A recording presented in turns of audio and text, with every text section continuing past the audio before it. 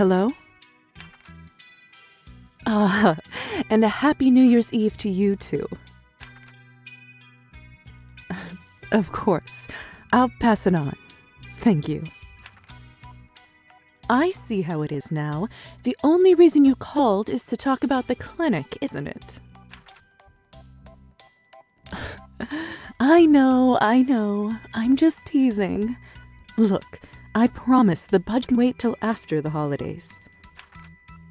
We're doing great. Seriously. The patients are happy, and that's all that matters. I'll handle the board. Now go and spend time with your family. Doctor's orders. All right, dear. Have a wonderful break. Marina's pushing herself way too hard, but I honestly can't imagine a better partner to run the clinic with. No more work tonight. I need to take my mind off it. Among other things. What's on TV?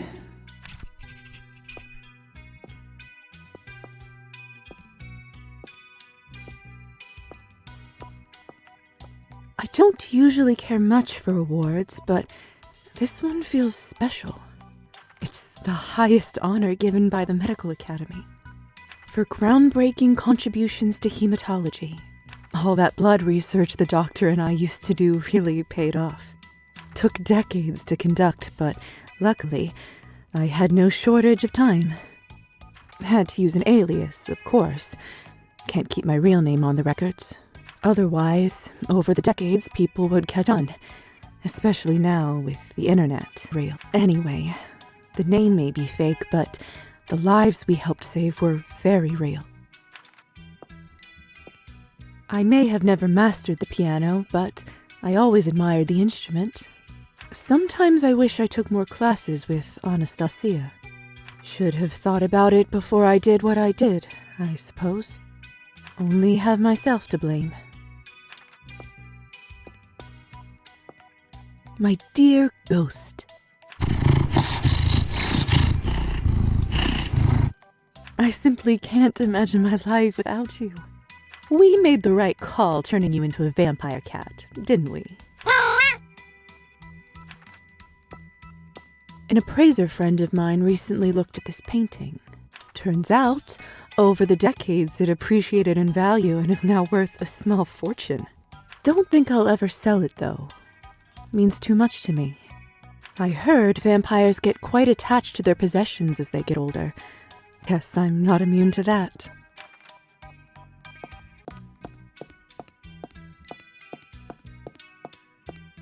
Home sweet home.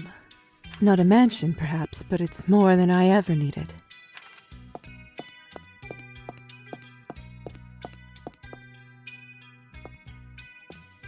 Well, Oksana, only...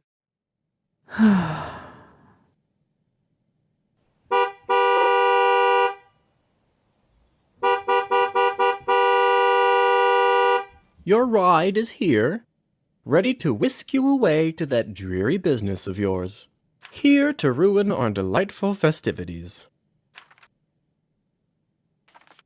It's probably for the best he's arrived. Definitely need a bit of a break from the fun. You wound me, Lisa. One has the exact right amount of fun when I'm around. And here I thought I was the one to fix your wounds, not make them. Lisa, are you all right? Yeah. If this trip makes you so gloomy, there's no need for you to go. I promise you a better time will be had here. Arban sent us a case of that vintage Cabernet. And who knows? Maybe Alisa will even make an appearance. Always a good time, but sorry. I think I need to go.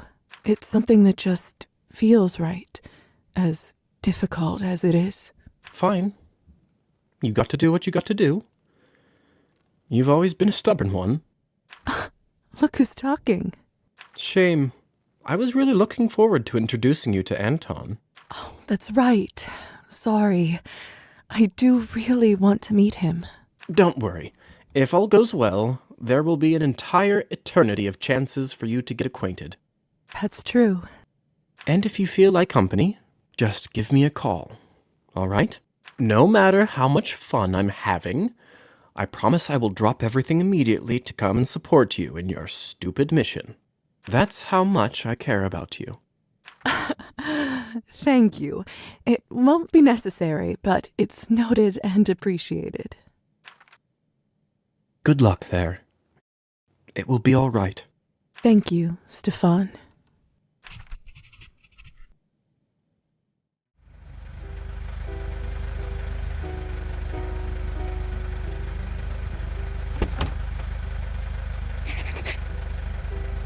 Here we are.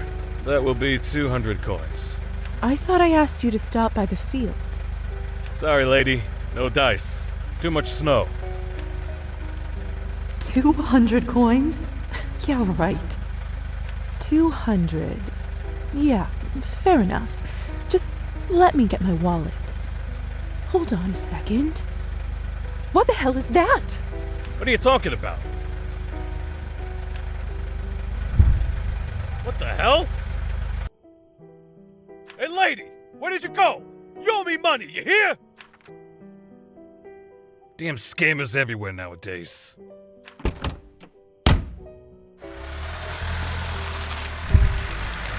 You're the real scammer here.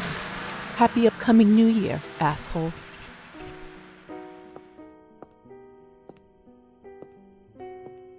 This monument was built to commemorate the countless victims of the town hall tragedy. That night indeed became an important one in the town's history. I could have never imagined the consequences of delivering one small package before I saw them with my own eyes.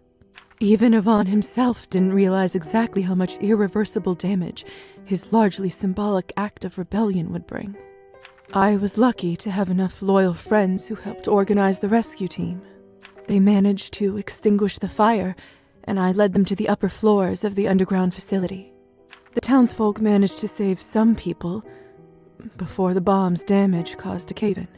Most of those imprisoned on the lower levels never again saw the light of day. I think it's safe to say that somewhere on a subconscious level, the people of town never fully recovered from the tragedy. Since so many of the horrors beneath Town Hall were vampire-related. Shortly after the rescue operation, the higher society sent a hypnotist crew, a well-trained, powerful group of vampires. Of course, there wasn't any enchantment strong enough to completely remove those memories. However, they did manage to alter them enough to convince the humans that what they saw was all standard prison torture practices. Horrible and illegal, yes, but nothing beyond the depthless depravity of mortal beings. The corpse chamber and draining floor, no more than a gruesome dream that faded with the sunrise.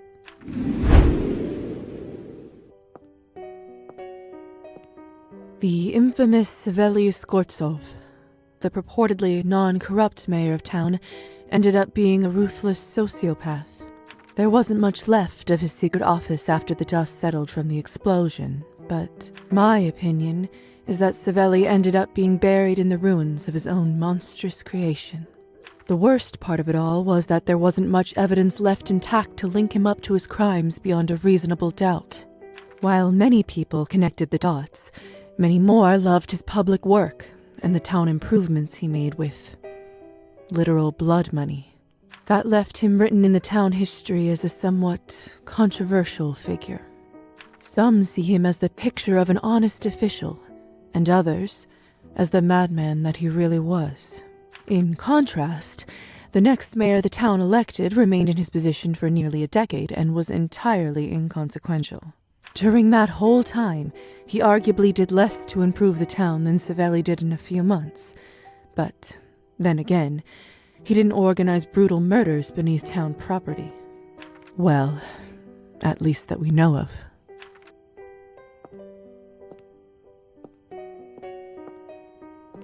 The Countess, predictably, kept adjusting with the times and growing her fortune. After the Cabernet producing facility at the town hall was destroyed, she took a loss and had to pivot. However, when the doctor terminated their contract, She never ended up finding a decent replacement. It didn't take her too long to bounce back, though. More partners came forward soon enough, and eventually other business opportunities presented themselves. Some say the Countess is now running one of the biggest mafia networks in the country. It's only rumor, of course, but in all honesty, I would certainly not put something like that past her. Victoria. Wait a minute. Victoria! I never ended up telling someone to release her from the basement, did I? Since I haven't heard anything about her since, I have to assume she died from not having access to her vessel. What can I say? She should have thought about the risks before she tried to kill me.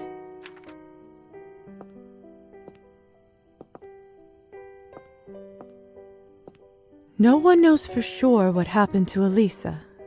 Some say she finally got fed up with her small-town life and moved to a bigger city. Others claim that one of her Russian roulette games went awry. But no one can say exactly where that peculiar woman went. No one but me, that is. I only told Alisa's closest friends and family about her quest for the sunrise. Each agreed that she wouldn't want anyone else to know, and that's why the truth of Alisa's demise spread no further. Her secret bar, of course, had to shut down without her, but it remained her legacy in certain circles for a long while. People remembered it fondly after its closure and told stories of legendary nights spent there. The tales grew with embellishments until no one knew what was true, like any good story eventually does. There were vampires who attempted to recreate Alisa's success by building their own such establishments, but no one was able to quite capture her same type of magic. Maybe at least in your next life, you will see all the sunrises your heart desires.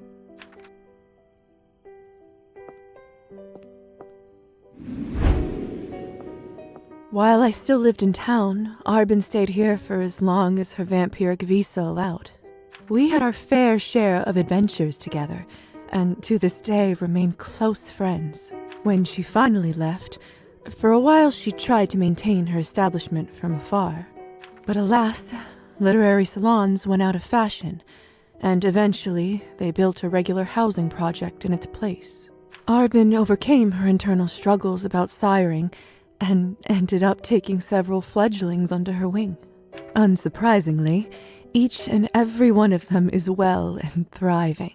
She often credits me for that, but really, she's always cared for the newly turned, just like the moment I first met her. Arban eventually moved abroad, but still sends me a case of delicious red every year.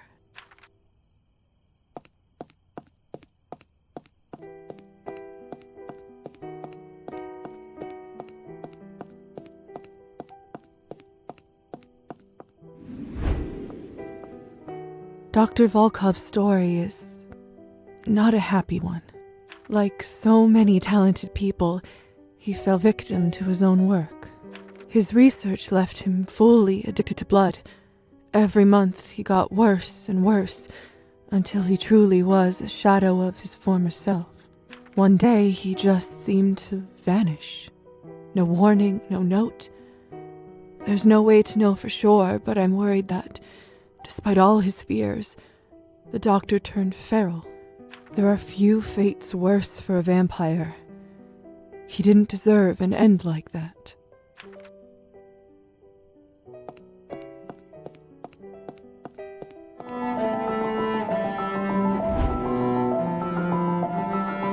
I try not to think too much about Anastasia, especially when it comes to her death. What's done is done. Nothing I can change about that night now.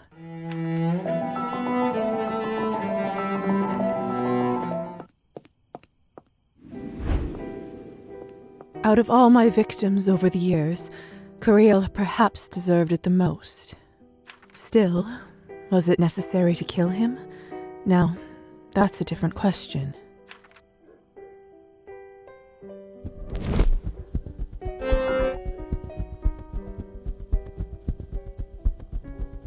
What do you know? The store is still here. On the surface, nothing seemed to change all that much in Stefan's life, at least for a while. Same old cards, drinks, and revelry, and, of course, intrigue seemed to follow him everywhere he went. But in reality, everything turned upside down once we freed him from Count Orlov's magic contract. He actually ended up sending his resignation to the Countess via postcard from the Bahamas. As much as I would have loved to see it myself, mostly I'm just happy for Stefan. He seemed like a whole new person ever since. I'm also looking forward to meeting his significant other. After all he's been through, for him to have another chance at love, something tells me he might have finally found his new happy eternity.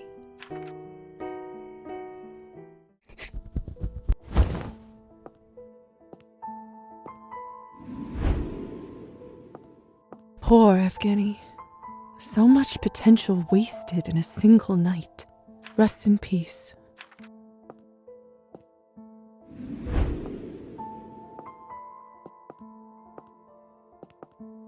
Looking back, it may have been a bit cynical of me to save Demian, only to kill him shortly after. I like to think that I've become less bloodthirsty with time, but I may not be the most objective judge. Rest in peace, Demian.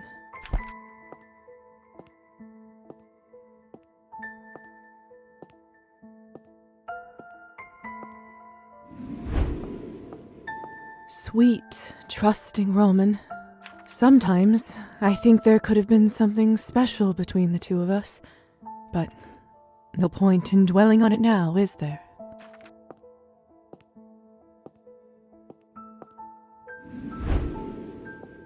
For decades, I've tortured myself over what happened that night outside of Town Hall. Although Gosia, along with many of the prisoners, managed to survive the explosion, she just couldn't live with herself knowing that she, although indirectly, caused so many deaths. No regrets. I'll admit, it was difficult to get over her passing, especially knowing the part I played in it. Rest in peace, Gosia.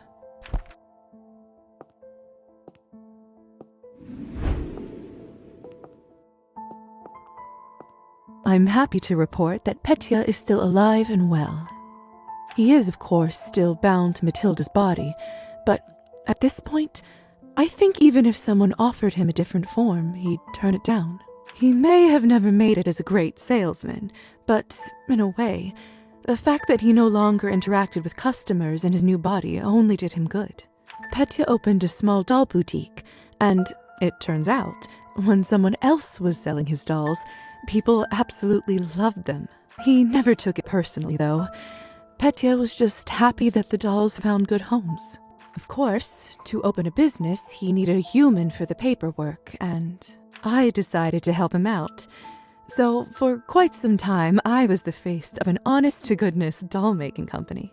Human or vampire, that's something I never imagined happening in a million years. But life is just full of surprises, isn't it?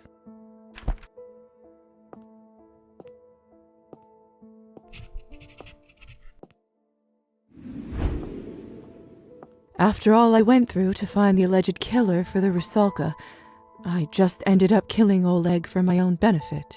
Could have saved us all some trouble by simply giving her what she asked for. But on the other hand, I did get an easy meal out of it.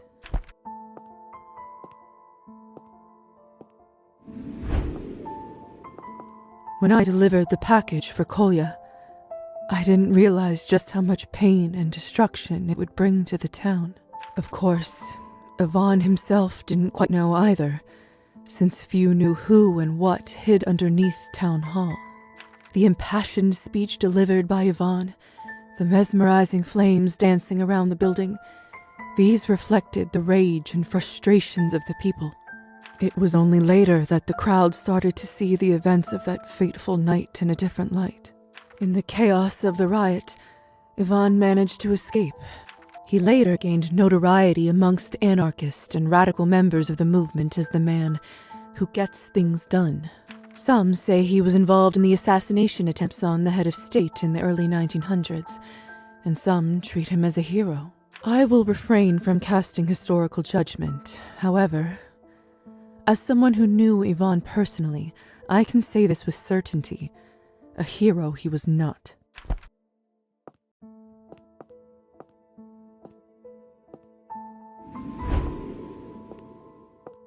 I still often think about the night I killed Faina. Out of all the things I've done over the century, it might have been the most terrible one. Rest in peace, please. I'm sorry.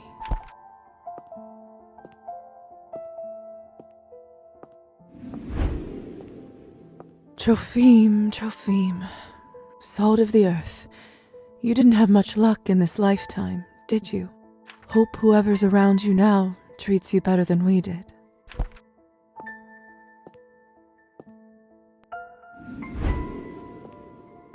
Marusa was full of promise, and I took it all away from her in a single night. If I was put in a position to choose someone in town to perish, she would not have been high on my list.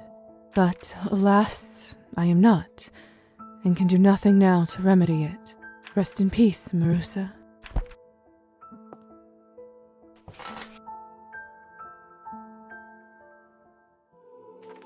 People tend to say only good things about the dead, but we all knew Father was far from perfect.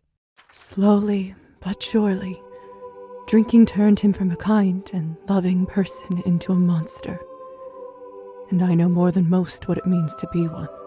I wish this story had a happy ending, but Mom couldn't take it any longer and left the house a year after the summer I was turned.